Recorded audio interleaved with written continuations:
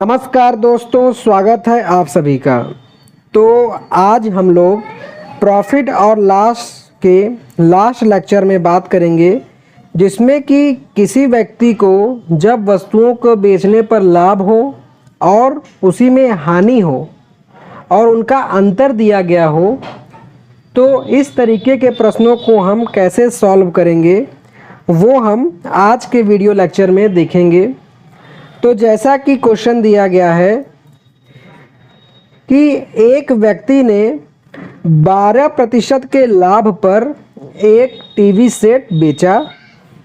अगर उसने इसे 1200 अधिक में बेचा होता तो उसे 18% का लाभ होता। तो टेलीविज़न सेट के लागत मूल्य का पता लगाइए। प्रश्न में क्या कह रहा है कि जो व्यक्ति था वो 12% के लाभ पर टेलीविज़न को बेचता है, लेकिन वह उसको 1200 और अधिक रुपए में बेचता है, तो उसे कुल 18% का लाभ हो जाता है। तो टेलीविज़न सेट का जो लागत मूल्य था वह हमको यहाँ पर ज्ञात करना है। तो आइए इसको देखते हैं। तो जैसा कि दिया गया है कि इसमें कह रहा है कि पहले कंडीशन में जो लाभ था वह था 12%, ये है पहला कंडीशन। और दूसरे कंडीशन में जब वो 1200 रुपये और बढ़ा के बेचता है तो उसे कुल लाभ हो जाता है 18% का। तो हम यहाँ देख रहे हैं कि ये जो 1200 का बढ़ोतरी हो रहा है वह इन दोनों परसेंटेज के अंतर के बराबर होगा। मतलब कि उसने 1200 बढ़ाया तभी वह लाभ 12% से बढ़ के 18% हो गया। तो 12% और 18% का अंतर है 6%, जो कि बराबर हो जाएगा 1200 रुपये के।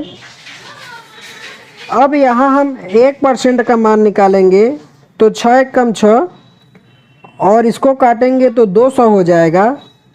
मतलब कि 1% बराबर 200। और हम जानते हैं कि क्रय मूल्य 100% होता है, तो 100% यहाँ से निकाल लेंगे तो ये हो जाएगा 20,000। मतलब कि टेलीविज़न का जो क्रय मूल्य हो जाएगा वह 20,000 हो जाएगा। देखिए प्रश्न में क्या दिया हुआ था कि टेलीविज़न 12% के लाभ पर बेच रहा था, लेकिन उसने 1200 और कमा लिया तो उसे 18% का लाभ हो गया। तो इन दोनों परसेंटेज का अंतर इस रुपए के बराबर हो गया और 6% बराबर 1200 रुपये। फिर यहाँ से हमने 100% मतलब कि टीवी का लागत मूल्य ज्ञात कर लिया। अब हम आते हैं अगले प्रश्न पे। तो अगला प्रश्न जैसा कि दिया गया है कि राधा ने एक घड़ी 12.5% के लाभ पर बेची। यदि उसने इसे 50 रुपये अधिक में बेचा होता तो लाभ 15% हुआ होता। तो घड़ी का आरंभिक विक्रय मूल्य ज्ञात कीजिए। प्रश्न में क्या कह रहा है कि वो जब 12.5% के लाभ पर इसको बेच रहा था, उसने 50 रुपये और बढ़ा दिया तो उसको कुल 15% का लाभ हो रहा है। देखिए पहले यहाँ हम मान लेते हैं लागत मूल्य। लागत मूल्य मतलब कि क्रय मूल्य, जो कि हो जाएगा 100% के। अब इसी 100% पे इसने 12.5% का लाभ रख के वो बेच रहा था। 12.5% P1 प्रॉफिट था, इस पे रख के बेच रहा था। लेकिन इसने 50 रुपये और कमाया, तो अब फाइनली जो इसको प्रॉफिट हो रहा है वह 15% का हो रहा है। तो देखिए यहाँ पर हम देख रहे हैं कि यहाँ मुनाफा का अंतर है 2.5% का, और ये बराबर हो जाएगा 50 रुपये के, तो यहाँ से हम 1% बराबर निकालेंगे तो 50 बटे में 2.5। अब देखिए यहाँ पर आपका एक कॉन्सेप्ट और क्लियर होता है कि पहले प्रश्न में लागत मूल्य जो कि क्रय मूल्य पूछा जा रहा था तो हम 100% निकाल रहे थे, लेकिन यहाँ आरंभिक विक्रय मूल्य पूछा जा रहा है। आरंभिक विक्रय मूल्य का मतलब कि लागत मूल्य के साथ प्रथम लाभ, मतलब कि 100% में 12.5% और जोड़ देंगे तो 112.5% का हमको मान यहाँ पर निकालना है। तो 1% बराबर हो गया 50 बटे में 2.5। इसको चाहे तो यहीं सॉल्व कर लें, ये 0 बढ़ जाएगा, 25 दूनी 50, तो 1% बराबर 20 हो गया। तो 1% का मान 20 है और हमको 112.5% का मान निकालना है। तो 112.5 गुणे में 20, ये दशमलव हटाएंगे तो बटे में 10 हो जाएगा। 0 से 0 कट गया और 2 से गुणा करेंगे तो 5 दूनी 10, हासिल लगा 1, 2 दूनी 4, 1 5, फिर 2 1 कम 2, 2 1 कम 2। मतलब कि जब वो 12.5% के लाभ पर बेच रहा था तो वह वस्तु को 2250 रुपये का बेच रहा था, तभी उसको 12.5% का लाभ हुआ। तो प्रश्न में क्या था कि ये कंडीशन तो आप जानते हैं कि दोनों लाभों का अंतर अधिक रुपए के बराबर कर दिए, फिर यहाँ से 1% का। क्वेश्चन में नया चीज़ क्या था कि यहाँ आरंभिक विक्रय मूल्य पूछा जा रहा था, तो क्रय मूल्य में हमने आरंभिक लाभ जोड़ के आरंभिक विक्रय मूल्य ज्ञात कर लिया। अब आते हैं 64 नंबर क्वेश्चन पे, जो कि दिया है कि 15% के लाभ 9% की हानि का अंतर 768 रुपये है। यहाँ जिसकी बात की जा रही है उस वस्तु का लागत मूल्य कितना है। तो देखिए अभी तक हम लोगों ने जो प्रश्न किया उसमें व्यक्ति वस्तु को बेच रहा था, फिर कुछ अधिक रुपए कमाने पर वो लाभ बढ़ जा रहा था। लेकिन यहाँ कंडीशन क्या है कि जैसे हम मान लेते हैं कि लागत मूल्य मतलब कि क्रय मूल्य जो 100% है, वो पहले कंडीशन में जब इसको बेच रहा था तो उसको 15% का लाभ हुआ, लेकिन वही वस्तु को जब वो दोबारा बेचा दूसरे कंडीशन में तो इसको 9% का हानि हो गया। मतलब पहले तो 15 बढ़ा, माने 100 से 15 बढ़ के 115 हो गया, और दूसरे कंडीशन में 100 से ये 91 हो गया। और ये कितने रुपए के बराबर है? ये 768 रुपये के बराबर है।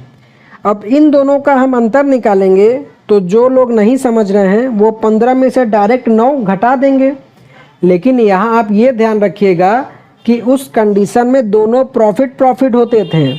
यहाँ एक प्रॉफिट और एक लॉस है, तो पहले 15 से हम 100 पे आएंगे, मतलब कि 115 पे विक्रय मूल्य हो जाता, इससे 100 पे आए और फिर 100 से नीचे 9 जाएंगे, तो 15 और 9 ये कुल यहाँ कितना हो जाएगा? 15 5 20 4 24%। मतलब यहाँ ये 768 जो है ये 24% के बराबर हो जाएगा। और अब यहाँ से जब 1% का मान निकालेंगे तो 768 बटे में 24। अब इसको हम काट लें यहाँ पे, तो इसको 8 से काटें तो 8 त्रिक 24, 8 9 72, 8 9 72 में हासिल लग जाएगा 4 और 8 छंग 48। फिर 3 से काट दें तो 3 त्रिक का 9, 3 दूनी 6। मतलब कि 1% बराबर हो गया 32 रुपये के, और लागत मूल्य 100% है, तो 32 में हम 100 से गुणा कर देंगे और हमारा 100% लागत मूल्य निकल जाएगा, जो कि इस ऑप्शन का ऑप्शन नंबर सी सही हो जाएगा। तो इस प्रश्न में हमने क्या किया कि 15% लाभ और 9% हानि के बीच का अंतर निकालना है, जो कि 24% आया। और फिर उसको दिए गए रुपए के बराबर कर दिए और बाकी सॉल्व तो आप पहले के प्रश्न में समझ ही गए होंगे।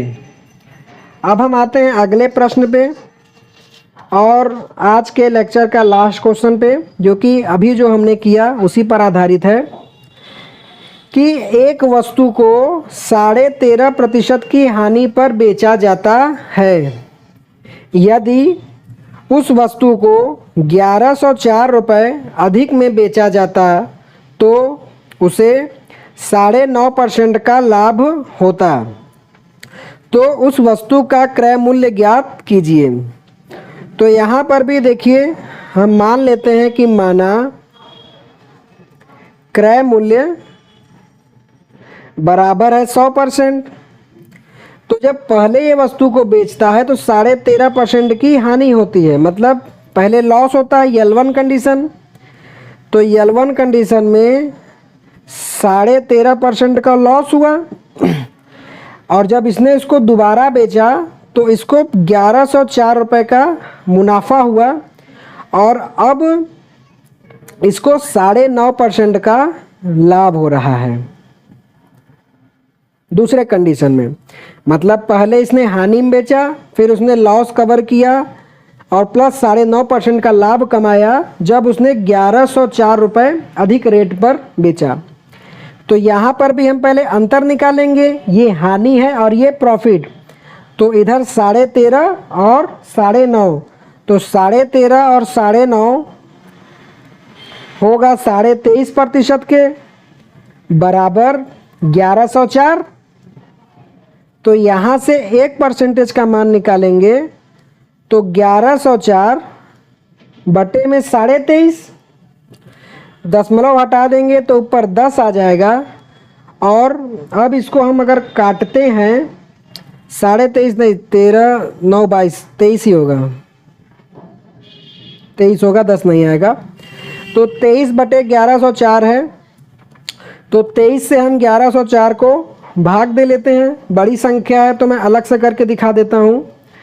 तो पहले हम 4 बार में लेके जाएंगे तो 3 चौके 12, 3 चौके 12 हासिल लगा 1, 4 दूनी 8 और 1 9, तो आया 92। तो 110 में से 92 घटाएंगे तो आएगा 18 और ये आया 4। तो देखिए 3 का पहाड़ा कितनी बार पढ़ें कि 4 आए, तो हम जानते हैं कि 8 बार पढ़ेंगे। 3 और 8 24 में 4 आएगा। तो 3 और 8 24 का 4 हासिल लगा 2, 8 दूनी 16 17 18। तो यहाँ से 1% का मान आ गया 48 और क्रय मूल्य निकालना है 100%।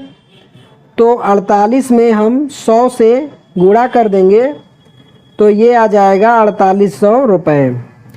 मतलब कि उस वस्तु को उसने 4800 रुपये में ख़रीदा था, जिसको पहले वो 13.5% की हानि बेचता है, फिर 1104 रुपये बढ़ा दिया तो उसको 9.5% का लाभ हो रहा है। तो दोस्तों यहाँ पर हमारा ये चैप्टर प्रॉफिट और लॉस समाप्त होता है। आशा करता हूँ कि बताया गया सभी सवाल आपको समझ में आए होंगे। तो प्लीज़ वीडियो को लाइक और चैनल को सब्सक्राइब कर लीजिएगा। कोई भी आपको चैप्टर में अगर दिक्कत आता है तो आप कमेंट के माध्यम से जब भी वीडियो देखे पूछ सकते हैं। उसके साथ ना आने की दशा में हम लोग लाइव क्लास भी कर लेंगे। तो मिलते हैं नेक्स्ट वीडियो लेक्चर में एक नए चैप्टर के साथ। Thanks for watching.